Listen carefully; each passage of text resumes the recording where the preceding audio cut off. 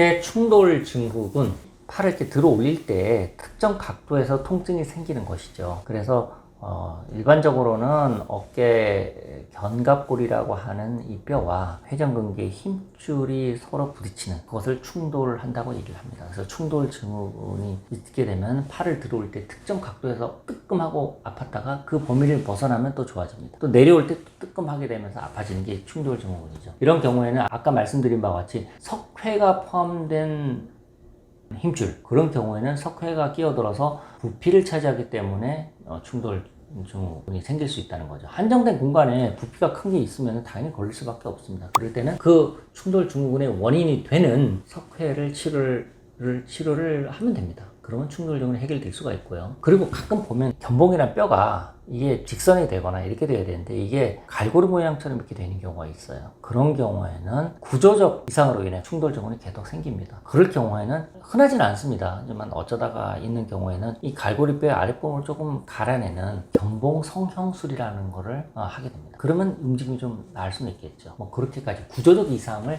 해결하는 방법이 있겠고요. 그 다음에 일반적으로 충돌 증후군은 거의 자세와 연관이 많습니다. 예를 들어서 아까 말씀드렸다시피 새우등이나 자라목, 앞으로 말린 어깨가 있으면은 이 견봉 아래를 지나가는 회전근개 힘줄이 지나가는 공간이 상대적으로 좁아집니다. 그러면은 특별한 문제가 없다 하더라도 바람직하지 못한 자세로 인해서 이런 문제가 충돌 증후군이 생길 가능성이 높다는 거죠. 그래서 자세만 바로 잡아도 충돌 증후군 벗어날 수 있는 방법이 일부가 될 수 있다는 겁니다. 다 해결하는 건 아니고요. 일부가 해결책이 될 수 있다는 것이고.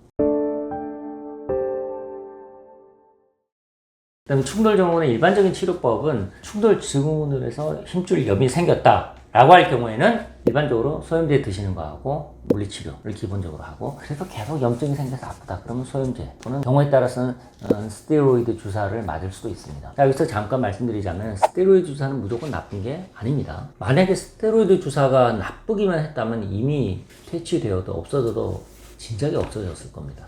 하지만 이것은 엄연히 치료법 안에 들어와 있습니다. 문제는 스테로이드 자체가 나쁜 게 아니라 환자분들께서 가끔 보면은 병원에서 스테로이드 주사 한 번, 두 번 정도는 보통 놔줍니다. 근데 더 이상 맞으면 안 되기 때문에 안 놔주거든요. 그럴 경우에는 다른 병원에 가서 또 맞은 경우가 있어요. 그렇게만 하지 않으면은 스테로이드 주사를 이렇게 많이 맞을 이유가 사실 없습니다. 필요한 경우에 딱 맞으시고 그 다음에 바른 자세 운동을 하셔야지, 바른 자세 연습을 안 하시면서 그 통증을 스테로이드 주사나 주사로만 계속 잠재우려고 한다 그럼 한계가 있습니다. 그거는 병 주고 약 주고 딱 좋아요. 그런 시스템으로 몰려가게 되면은 이거는 질환에게 나을 수가 없습니다. 자세를 좋게 하거나 다른 치료를 통해서 병을 주지 말면서 약을 줘도 빨리 낫지 않을 판인데 병 주고 약 주고 요 사이클로 들어가면 방법이 없습니다. 그거는 꼭 명심하셔야 되고요. 그 다음에 이제 체외 충격파 치료를 통해서 여기를 약해진 힘줄 인대를 강화 재생하는 방법도 있긴 합니다. 근막을 풀어주거나 그럴 용도로 충격파 치료를 사용하기도 합니다. 그리고 가장 중요한 재활운동법, 바른 자세를 생활하는 겁니다.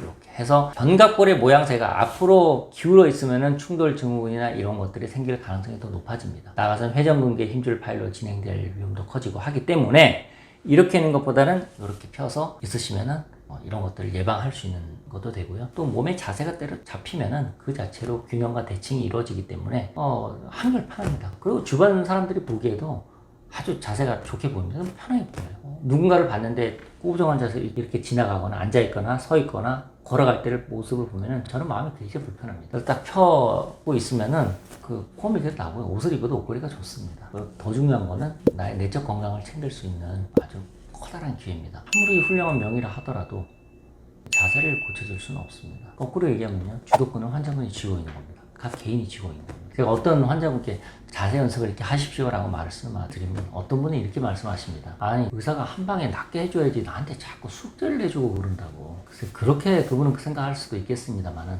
뒤집어 생각해 보시면은 나 혼자서 문제를 해결할 수 있는 내가 열쇠를 쥐고 있구나 이렇게 생각할 수도 있습니다. 스스로 문제 해결의 키를 쥐고 있다는 그런 느낌으로 바른 자세 연습을, 이것도 연습을 하셔야 됩니다. 하루아침에 자세가 바로 되지 않습니다. 시간이 걸립니다. 우리가 습관이 되려면은 자꾸 하다 보면 그게 습관이 되는 것이고, 또 나도 모르게 하고 있는 걸 발견할 때 그게 습관이 되는 거라고 저는 생각합니다. 자세 연습 시간이 걸리지만 좀 힘들긴 하지만 하십시오. 하다 보면 어느덧 습관화되어서 바른 자세 연습을 하고 있는 여러분들을 거울을 통해서 보실 수 있기를 기대합니다.